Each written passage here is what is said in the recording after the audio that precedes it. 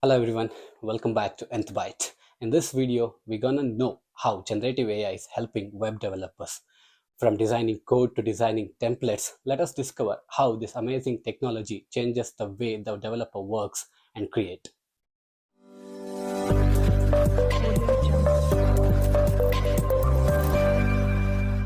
Generative AI is like a smart assistant that works based on a lot of data to create a new content.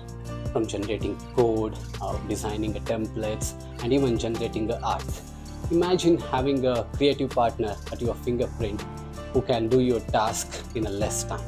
Meet developers' new best friends, GitHub Copilot and ChatGPT. These AI tools help developers by suggesting a code snippet and fixing their errors in their projects. For AI fans, Figma uses AI and large language model to whip up a stunning designs effortlessly. Pretty amazing, right? Let's see these AI tools in action. GitHub Copilot and ChatGPT suggests a code snippet based on what prompt or text we type in. And Figma uses AI and large language model to generate a design layout.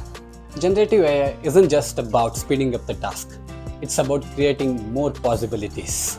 Whether you are coding or designing, AI tools will make our work more efficient and exciting.